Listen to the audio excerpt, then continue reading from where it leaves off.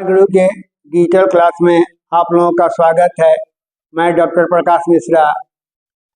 मैं अगले भाग में समास प्रकरण को पढ़ाने जा रहा हूँ, जो विद्यार्थियों के लिए अत्यंत उपयोगी एवं लाभकारी सिद्ध होगा।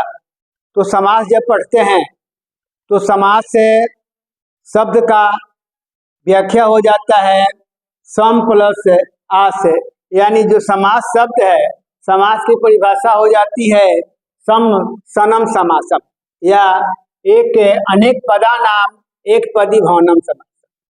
तो हम समास के कुछ समास की रचना करने में बाणभट्ट ने समास की रचना की, और बाणभट्ट को दो वर्ष 6 महीने लगे थे समास की रचना करने के लिए। तो समास की कहानी आती है कि वह अपने चाचा के उनके दरबारी कवि थे, और वे जब उनसे मिलने गए तो उन्होंने कहा कि भो भुजंग किमर्थ समासम कथयति। तो समास का अर्थ हो जाता है संक्षेपीकरण, संक्षेप करना। तो उन्होंने भो भुजंग किमर्थ समासम कथयति, तो भो भुजंग किमर्थ समासम कथयति समास में कहो। तो उन्होंने संक्षेप में कहा कि तो अब आप चले तो समास शब्द की उत्पत्ति जो है सम उपसर्ग अस धातु घाई प्रत्यय से हुआ है। सम उपसर्ग अस धातु और घाई प्रत्यय से आपका समास की शब्द निष्पन्न हुआ है, और इसका अर्थ होता है संक्षिप्तीकरण, संक्षेपण, संक्षेप करना। तो समास से जब हम पढ़ते हैं, कहते हैं, तो समास से कहता है कि संक्षेप करना, दो या दो से अधिक पद जब अपने, तो समास जो है, समास का अर्थ हो जाता है संक्षेप। तो समास जब पढ़ते हैं तो सम उपसर्ग हो गया, सम उपसर्ग में अस धातु हो गया, उसके बाद आपका घाई प्रत्यय हो गया। तो ये समास जब सम उपसर्ग अस धातु घाई प्रत्यय से ये निष्पन्न होता है, इसका अर्थ होता है संक्षिप्तीकरण, यानी संक्षेप करना। समास का शाब्दिक अर्थ जो होता है उसका संक्षेप होता है। तो समास की परिभाषा हो गई दो अनेक पदों के का एक पद हो जाना समास कहलाता है। यानी हम लोग इसको दूसरे परिभाषा दे सकते हैं कि दो या दो से अधिक पद जब अपने विभक्ति चिन्हों को छोड़कर एक हो जाते हैं, तो एक हो जाने की क्रिया समास कहलाती है। तो जब अब कहता है कि जब अनेक पद मिलकर एक पद हो जाते हैं तो समास कहलाता है। जब हम समास पढ़ते हैं तो समास में विग्रह होता है और संधि में विच्छेद होता है। तो अब देखिए कि जैसे सीतापति, सीता का पति, सीतया पति, सीतापति, यानी समास जब पढ़ते हैं तो ये आपका विभक्ति में हो गया। अब देखिए थोड़ा हम लोग अब आगे की ओर बढ़ते हैं तो समास के समान रूप से 6 भेद होते हैं। पहला हो गया, आप देखेंगे यहाँ, पहला हो गया अव्ययी भाव, दूसरा हो गया तत्पुरुष, तीसरा हो गया कर्मधारय, अव्ययी भाव हो गया, तत्पुरुष हो गया, आपका कर्मधारय हो गया, द्विगु हो गया और बहुव्रीहि हो गया। मतलब कि अव्ययी भाव जब पढ़ते हैं तो अव्ययी भाव जब पढ़ते हैं तो अव्ययी भाव में साफ कहता है कि पहला पद अव्यय, दूसरा पद संज्ञा, पहला पद अव्यय, दूसरा पद संज्ञा। तो हम लोग यहाँ अव्ययी भाव यानी एग्जाम्पल ले लेंगे, उप प्लस नगर इक्वल टू उप नगरम। तो अब कहता है यहाँ कि उपनगर, उपनगरम, उप क्या है? आपका अव्यय है, आपका उप जो है अव्यय है, और आपका नगर क्या है? संज्ञा है। तो आपका जब समस्त पद बना तो नपुंसक लिंग एक वचन। अव्ययी भाव कहता है कि अव्यय प्लस संज्ञा इजकल टू समस्त पद नपुंसक लिंग एकवचन। तो आपका अव्ययी भाव हो गया। यानी आप समास को जानेंगे कि पहला पद अव्यय, दूसरा कहता है तत्पुरुष। तत्पुरुष की परिभाषा हो जाती है कि उत्तर पद प्रधानो तत्पुरुष। उत्तर पद जब तत्पुरुष पढ़ते हैं तो यहाँ पे देखेंगे दो शब्द होता है, पूर्व पद प्लस उत्तर पद इक्वल टू समस्त पद। तो पूर्व पद उत्तर पद इक्वल टू समस्त पद। पूर्व मतलब पहला पद, जैसे हम लोग यहाँ कह सकते हैं हिम प्लस आलय इक्वल टू हिमालय। हिम प्लस आलय इक्वल टू हिमालय। अब आप देखोगे यहाँ हिम प्लस आलय इक्वल टू हिमालय। तो अब आप जब तत्पुरुष पढ़े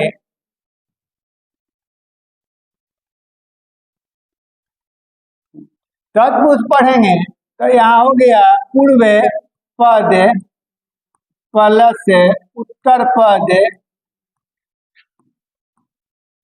इक्वल टू समस्त पद। तो अपूर्व पद में आपका आ गया हिम प्लस आलय इक्वल टू हिमालय। तो हिम का आलय हिमालय, हिमस आलय हिमालय। अब आप कर्मधारी आपने देखा कि पूर्व पद प्लस उत्तर पद इक्वल टू समस्त पद। तो अब दूसरा देखेंगे आप, अगला आपका है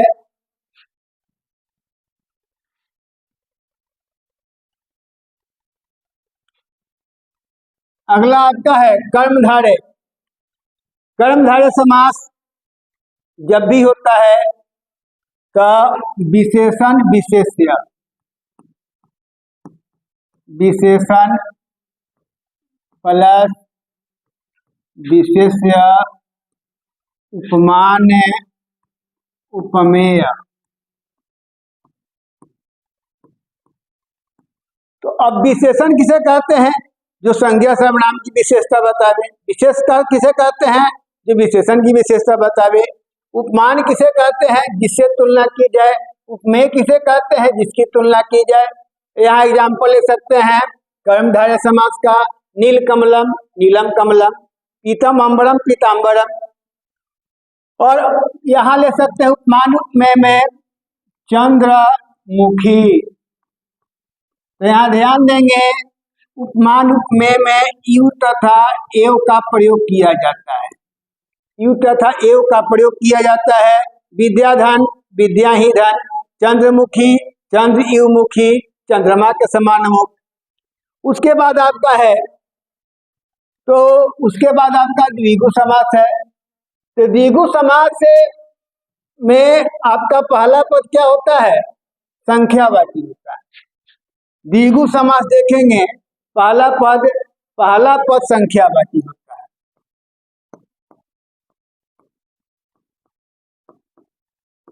संख्यावाची का तात्पर्य है 1 2 3 4 5 6 7 8 9, जो भी संख्या हो।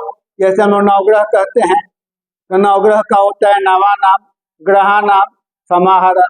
पंचवटी होता है पंचा नाम, वटा नाम, समाहार। तो द्विगु समास में संख्या पूर्वो द्विगु, द्विगु समास की परिभाषा हो जाती है कि संख्या पूर्वो द्विगु, जिस समास का पहला पद संख्यावाची होता है उसे द्विगु समास कहते हैं। उसके बाद आएंगे हम लोग बहुव्रीहि समास पर। बहुव्रीहि, तो बहुव्रीहि समास कहता है, बहुव्रीहि समास, तो जब बहुव्रीहि समास पढ़ते हैं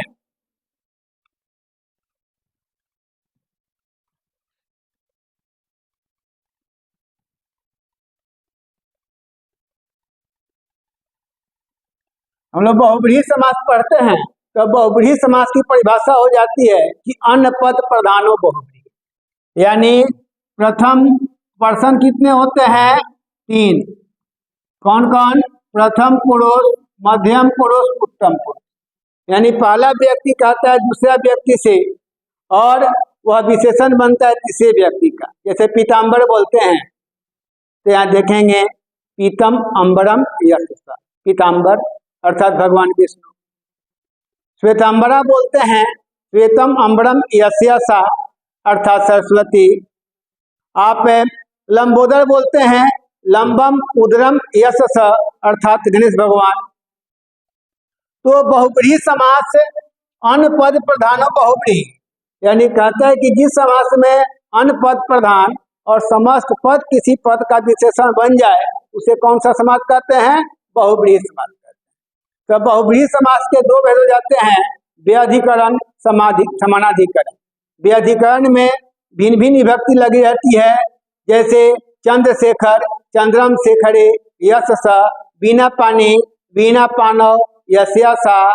तो अब उसके बाद देखेंगे तो हम लोग आएंगे यहाँ उसके बाद द्वंद्व समास पर। तो द्वंद्व समास जब पढ़ते हैं तो द्वंद्व की परिभाषा हो जाती है, द्वंद्व की परिभाषा हो जाती है चार्थे द्वंद्व, चार्थे द्वंद्व। इसको डिफाइन करते हैं। इसका अर्थ हो गया च प्लस अर्थे चार्थे, च प्लस अर्थे चार्थे। यानी जब इसको तोड़ते हैं च प्लस अर्थे, च प्लस अर्थे चार्थे, यानी कहता है कि द्वंद्व समास में दोनों पद, द्वंद्व समास के दोनों पद या सभी पद का अर्थ प्रधान होता है। जैसे हम लोग कहते हैं राम कृष्णौ, रामः च कृष्णः च, पितरौ माता च पिता च, हंसौ हंसः च हंसी च, बालकौ बालकः च बालिका च।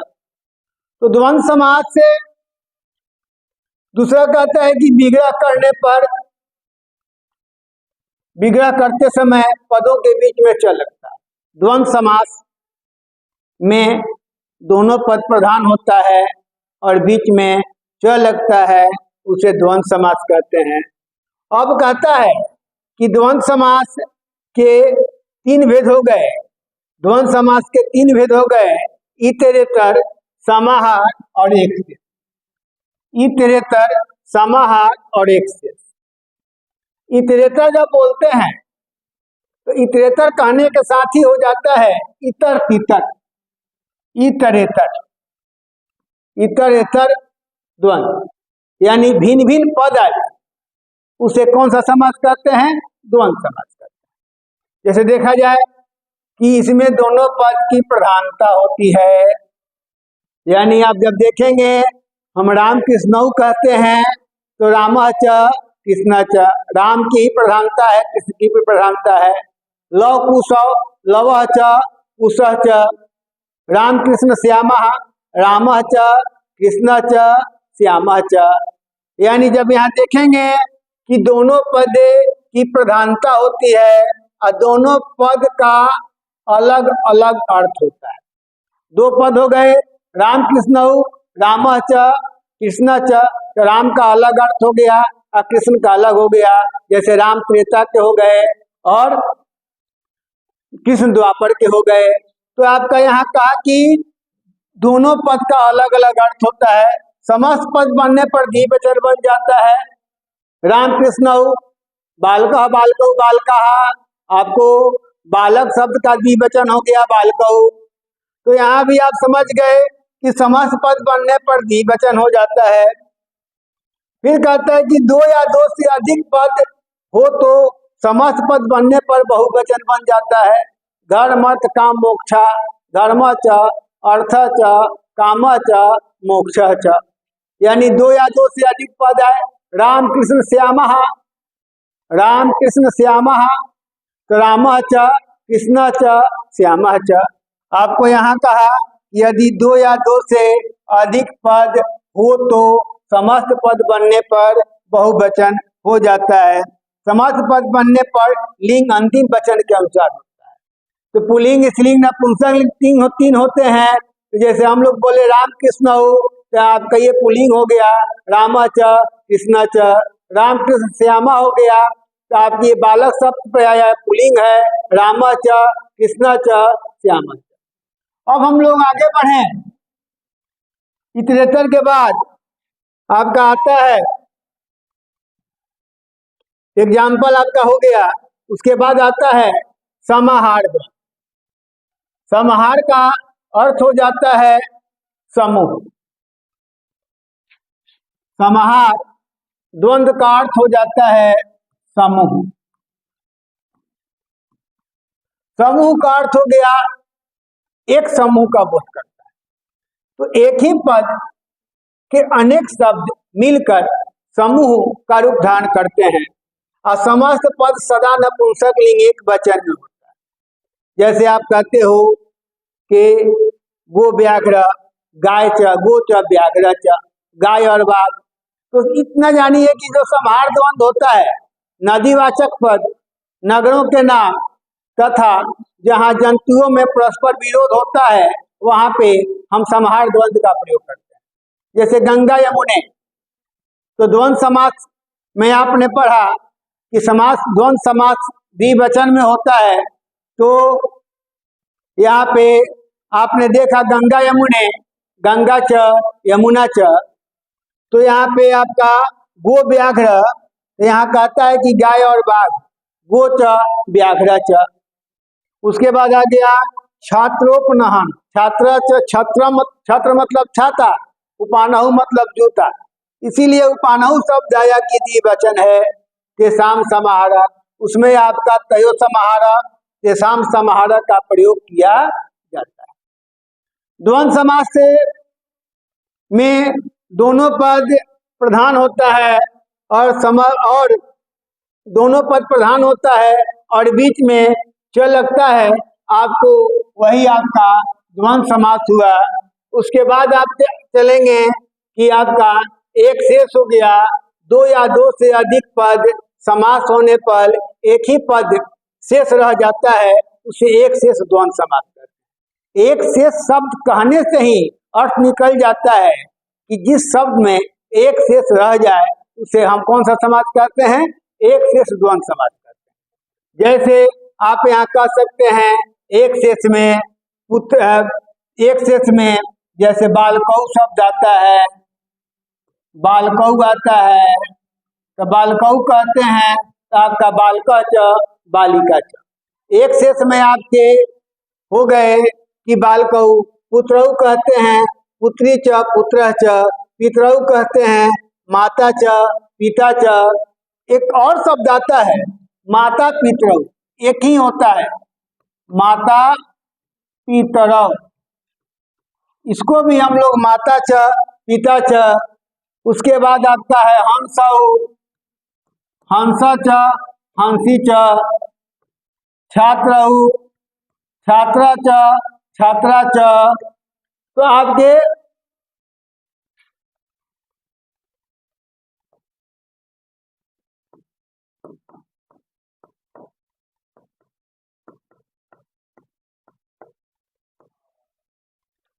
हंसौ हंस च हंसी च, छात्रौ छात्रा च छात्रा च।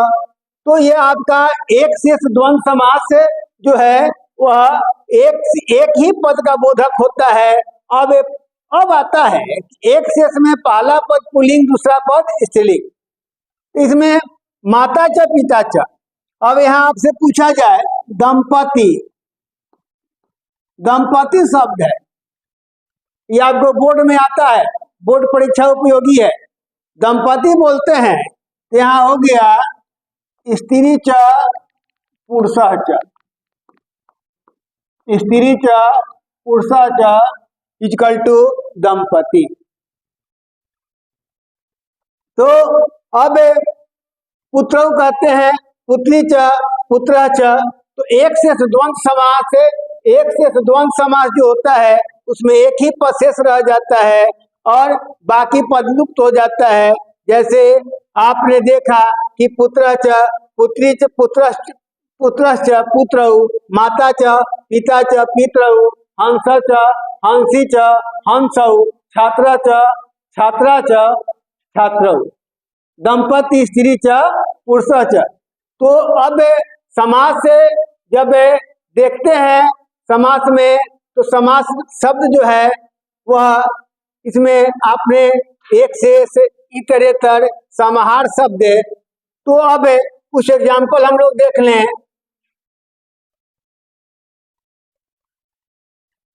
जैसे आता है लव कुशव,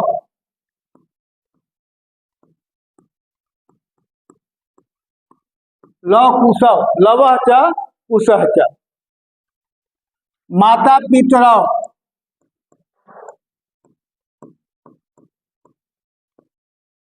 माता च पिता च, दंपति स्त्री च पुरुषः च, हंसौ हंस च हंसी च, बालकौ बालकः च बालिका च, बालकौ बालकः च बालिका च।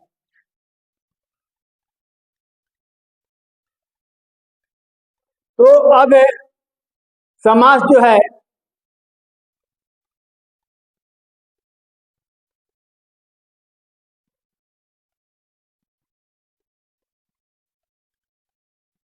समाहार और एक से इतरेतर, आज का क्लास जो है समास का, इसके बाद आगे क्लास में अगला समास आगे पढ़ाया जाएगा। धन्यवाद।